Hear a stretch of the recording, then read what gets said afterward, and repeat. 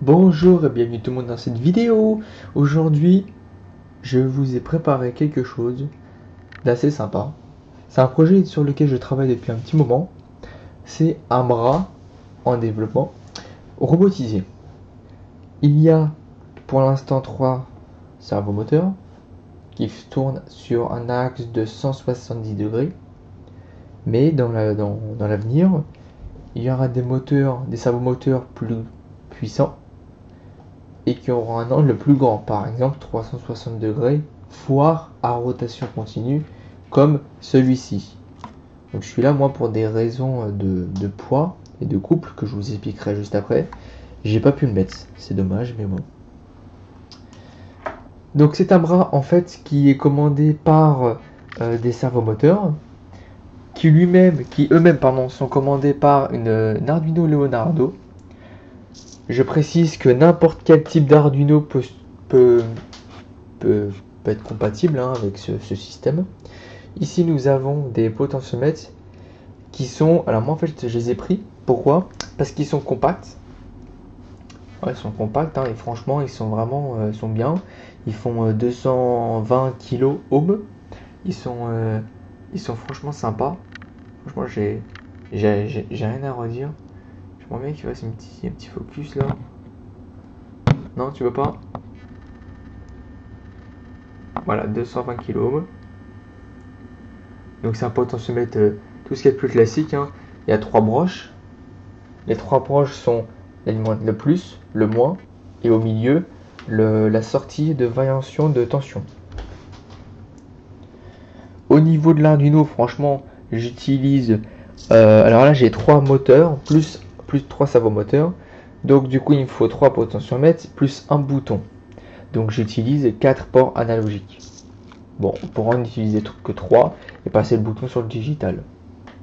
Après, j'ai uniquement 3 sorties au niveau du digital, parce que c'est pour commander les servomoteurs. Sur mes écrans, j'ai la... Donc là, comme je suis sur un montage en développement, on voit la maquette est en carton. J'ai essayé de faire au mieux, donc il n'y a rien d'extraordinaire. J'ai essayé tout simplement, en fait, j'ai pris une boîte en carton, j'ai découpé la boîte. J'ai essayé de coller, en fait, parce que ici, là, ce n'est pas qu'un bout de carton, en fait, c'en est 2 qui sont collés les uns contre les autres, de façon à ce que ça soit plus solide. Voilà, donc là, on voit, il y en a une au-dessus et une juste ici. Donc là, c'est doublé, ici c'est doublé, ici c'est doublé. Là, c'est simple. Pourquoi? Parce que c'est la base, et que la base, en fait, je l'ai renforcée avec tout simplement avec des cure-dents en fait que j'ai collé, parce que ça c'est pas 2 bouts de carton, c'est le même. C'est-à-dire que ça en fait c'est une pliure qu'on peut retrouver comme ici. Donc en fait j'ai simplement pris, je l'ai baissé et j'ai rajouté des cure-dents pour que ça se maintienne. Voilà. Donc tout ça après a été collé à la colle chaude, au pistolet à colle pour être précis. Donc il y a pas mal de colle un petit peu partout. Toutes les structures, on va dire les petites structures comme celle-ci, elles sont collées. Donc là par exemple on en voit une juste ici. Voilà, donc en fait on a le cerveau qui est juste ici et il fait tourner. Tiens, je vais le faire tourner, tiens.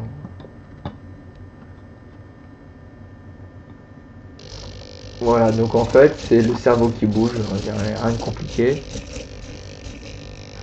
Alors là j'ai un petit problème, les cerveaux bougent beaucoup, si vous avez des petits bugs.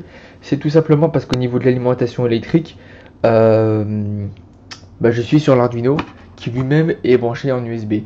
Donc j'ai pas un grand nombre d'ampères et donc ça pose problème. Tout à l'heure je parlais de couple. Alors en fait le couple c'est la force qu'il va falloir, exercer. Enfin c'est la force qui est exercée. Par exemple, là ici j'ai un moteur. J'ai un cerveau qui est dans cette structure et en fait qui fait une rotation par rapport à la plaque qui est juste ici.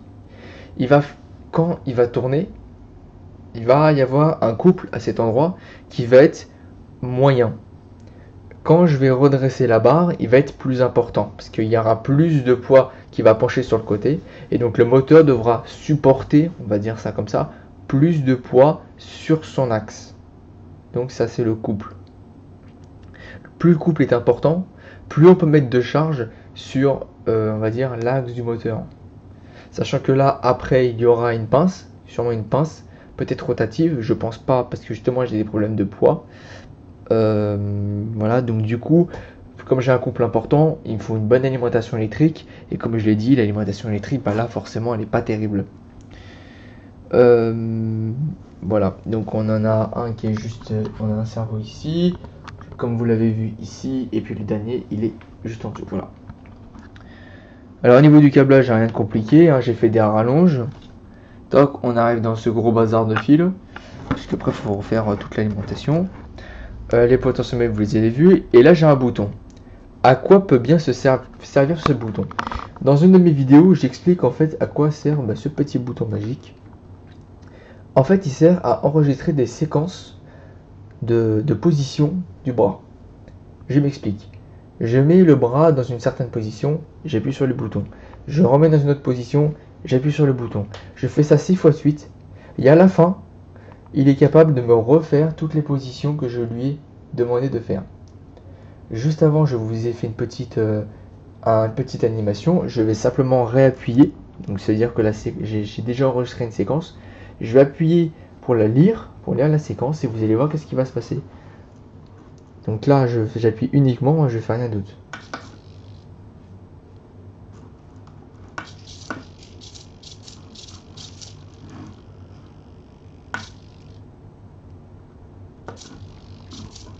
Alors, par contre, du coup, comme les cerveaux consomment beaucoup, j'ai pas la même sensibilité au niveau du bouton. Voilà, donc je vais faire ça comme ça, j'appuie.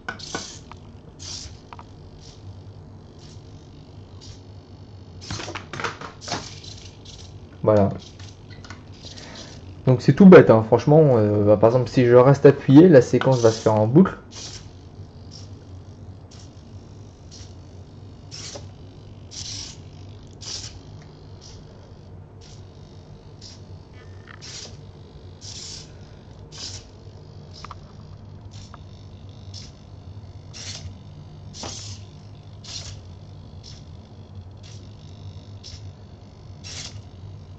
Je relâche, voilà. Et donc là, il revient à la position dans laquelle, la position actuelle qui est donnée par les potentiomètres.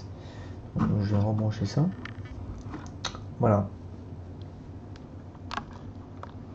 Donc il m'a fallu à peu près pour faire la maquette, on va dire 3 heures, parce que j'ai pas le tout le matériel, il fallait que je le cherche. Donc j'ai mis à peu près 3 heures pour faire le programme. Il m'a fallu aller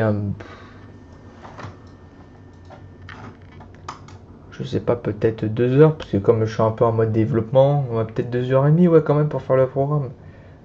Ouais, quelque chose comme ça, c'est un programme qui fait, allez, sans le retour d'information, qui prend pas mal de lignes. Je suis à 194 lignes aérées, parce que moi j'aime pas que ça soit des pavés de code, donc c'est aéré. Donc on va dire dans les 150 lignes de code. Voilà, en C.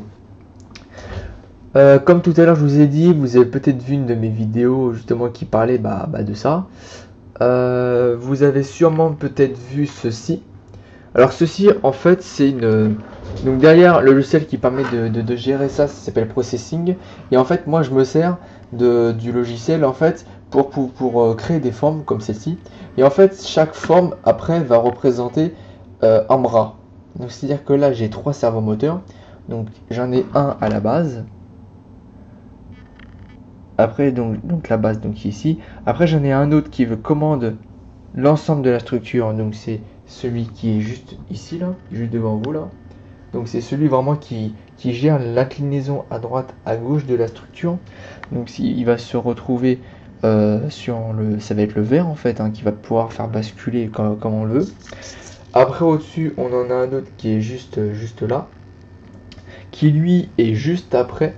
Si on fait dans la continuité, donc il sera le rouge qui pourra faire bouger la structure mais uniquement à partir d'ici, et après on aura le bleu Donc le bleu, donc ça sera la pince, hein, parce que j'ai commencé à faire un peu de bidouillage. Donc soit ça sera la pince, qui sera ici, donc on n'aura pas le carré bleu là, mais on aura une pince. Ou alors je ferai encore un autre niveau, alors je ferai encore un moteur, et après encore la pince. Voilà, donc je sais pas trop encore. Le but final, donc là pour l'instant je le contrôle avec des potentiomètres, c'est pas terrible, là on voit qu'il réagit alors que j'ai à peine effleuré les fils. Donc le but après final, ça sera en fait, je prends la souris et je vais déplacer les rectangles avec la souris de façon numérique. Et après il y aura une communication avec l'Arduino qui lui va recréer la situation donnée par l'ordinateur. Admettons, je mets tac gauche droite, et ben là tac qui va refaire la même chose en live en direct. Et là en ce moment même, là je suis en train d'essayer de mettre au point ce petit truc là. Donc je pense que la plupart de vous savent ce que c'est, un petit gamepad. Et donc du coup, en fait, ce qui est intéressant avec ça, c'est que dedans, en fait, ce sont des résistances variables qui permettent de gérer, en fait. Hein. Donc sur ce modèle-là, c'est pas du numérique, hein, c'est de l'analogique, c'est de la variation de tension, tout ce qu'il y a plus bête. D'ailleurs, j'avais déjà un peu bidouillé les broches, hein, on peut voir ça. Hein. Alors, en fait, je me suis rendu compte que c'était un peu bête ce que j'avais fait, parce que sinon, au lieu de défoncer toutes les fiches, toutes les broches, j'aurais simplement pu acheter une fiche femelle et puis faire ça bien proprement, mais bon, c'est trop tard, c'est fait. Donc en fait là par exemple sur ce fil là je fais rentrer un plus, et sur l'autre, de l'autre côté de l'élément, parce que quand on fait ça derrière c'est un composant électronique, donc de l'autre côté à la sortie du composant, ici j'ai une variation de tension. Donc si là je fais rentrer 5 volts, j'ai une variation de tension entre 0 et 5 volts. Et donc ça peut être pratique, hein, parce que c'est les potentiomètres, c'est la même chose. Je fais rentrer 5 volts, je peux après choisir quelle tension va sortir. Voilà, donc je pense que je vais utiliser ça. D'ailleurs, limite, je vais essayer de le faire tout de suite. Malheureusement, je ne vais pas pouvoir vous montrer. Je viens de vérifier, il y a un défaut là-dedans. Je pense que ça doit être un contact qui est mort, un élément qui est mort, hein, parce que j'ai fait un test au mètre, j'ai une continuité permanente, donc je sais pas, je vais voir. Voilà, ça sera pour plus tard. Déjà ça avance, hein, ça commence à ressembler à quelque chose. Et puis voilà. Je pense que je vais refaire une vidéo quand tout sera fini, propre, et tout. Après, ce qu'il faut savoir aussi, c'est que là c'est une version de développement, mais je suis déjà à de sacrées économies. Dans le commerce, on achetait ça déjà fait, tout nickel et tout qui fonctionne, même pas, je crois que c'est même pas à monter, je crois que c'est même pas un kit, c'est déjà monté.